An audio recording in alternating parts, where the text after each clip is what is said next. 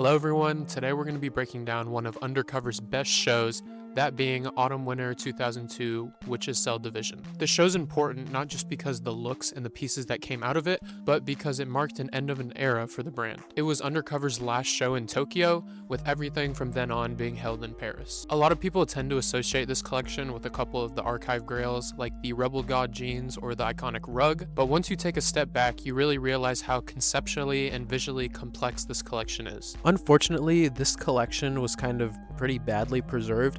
I mean, we don't have any video, and even the pictures, we don't have like every specific look. It's just a handful of pictures that I found from like a not official website. So as we go throughout the video, I'm not going to cover every single look specifically because I just don't even think we have all of them, but I'll just mention some central themes that permeate throughout the collection. And this is one of these shows that's a melting pot of a bunch of ideas, so instead of giving you a clear thesis statement, let's just look at the looks and let the themes unravel themselves. First, let's get the most obvious inspiration out of the way, that being witches. It's in the title of the collection itself, and if you've looked at any of the looks even for a second, you'll immediately see graphics of witches plastered everywhere. The styling also reinforces this theme, with all the models sporting unkept black hair and lace accessories, further evoking that witch aesthetic. More specifically, Jun pulls from some pop culture references to witches, most notably The Wizard of Oz. Jun has talked about how much that movie impacted him as a kid, saying how he was stunned by the costumes and set, and how the movie continues to influence his designs today. This influence is extremely evident in this collection, as we see explicit graphical references to the movie on many of the pieces. This shirt, for instance, uses the image of the Wicked Witch's silhouette,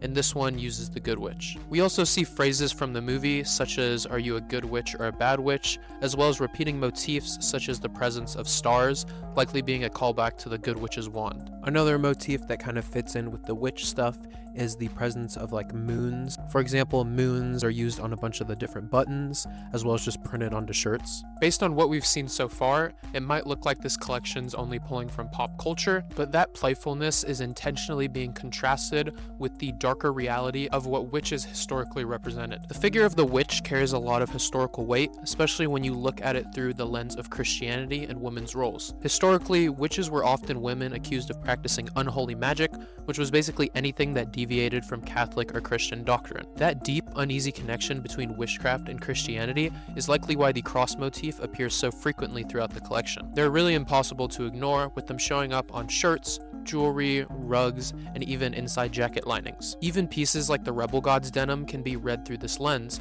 functioning as an anti-Christian or more broadly anti-authority statement that aligns with the ideas of witches as rebels in the eyes of Christianity. That same attitude shows up again on this tee with an upside-down cross. Rebellion and punk as a whole are so deeply ingrained in Jun's design language that it's no surprise to see clear nods to Vivienne Westwood and her seditionaries work in pieces like this knit. With all that said, it's not just punk or rebellion against religion at play here. This collection also examines the role of the witch in historically suppressing and containing women. Being called a witch has never been a compliment, and originally acted as a way to shame, punish, and exclude women who stepped outside of accepted norms. What Jun does here is flip that entirely on its head, with him reclaiming the idea of a witch by presenting these women as powerful and beautiful. These looks completely reject traditional femininity, with them being more aggressive, cool, and confrontational, rather than soft and modest. For example, the knee-high boots seen throughout the collection give off a confrontational, rebellious chic rather than traditional docile femininity. This is very on brand for Undercover, with Jun constantly redefining the ideas of traditional beauty. I know this might come as a bit of a surprise for the people that only really follow their archive stuff,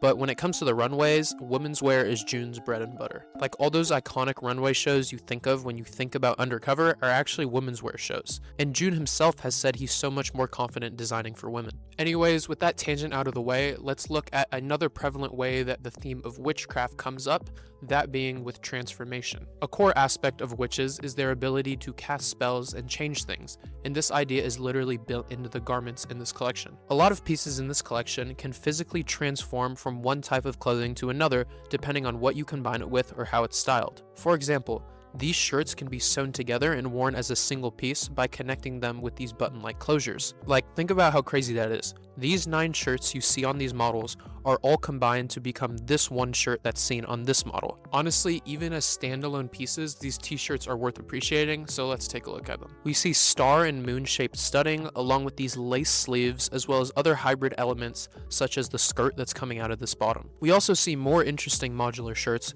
with these that are shown in this VHS tape that was released alongside the collection. This tape came with a cool puzzle and showed how you could transform the garment in various ways. I really love these shirts so much, as t-shirts are usually like the most boring part of a collection if you really think about it, but June is somehow able to make them really exciting. Anyways, this idea of transformation also carries over into some of the outerwear, with this blouson that can be transformed into two pieces, one being a jacket and a blouse, as well as this dress that can be turned into a jacket and a blouse. This piece also fits the theme, with it being this dress that has all these patches, which are really cool. I think they're like pockets, and it can be worn as the dress itself or even as an apron. And the apron part kind of fits with the witch theme as well, you know, like with the witch's cauldron, apron, that type of stuff. Even the off-the-runway pieces from this collection follow the same sort of logic. For example, the Rebelgods jeans that I mentioned earlier have denim sewn on the front, and then on the back they have a combination of two different sweatpants. Also, a couple other pairs have just different materials sewn front and back, whether it be corduroy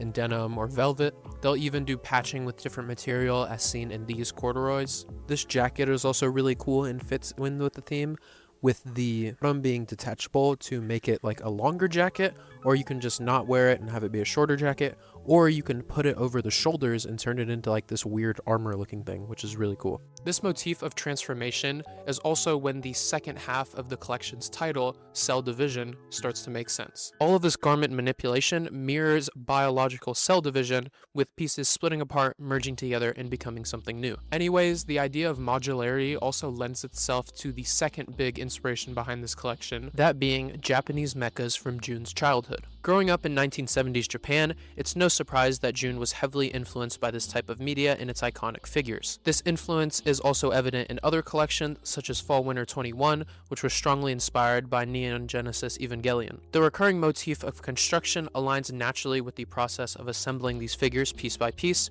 reinforcing the concept of modularity. Additionally, we get clear visual references that appear throughout the collection, including a robot witch, as well as this robot being printed on this shirt. The childlike energy introduced through these references permeate throughout the collection more broadly, appearing in additional graphics such as unicorns, children, and bears. The juxtaposition is further reflected in the overall styling, where the looks feel confrontational and dark, while simultaneously returning a sense of innocence and playfulness. When I was telling my girlfriend about this video, she actually put it pretty perfectly, where she said a lot of these looks look like what a kid would depict a witch as. Anyways, that's it for this collection. Make sure to subscribe and like and all that if you like the video. Also follow my Instagram. I do posts similar to this on there. Also, if you want a little teaser on what's on the horizon, I probably got like a Somar video coming out soon.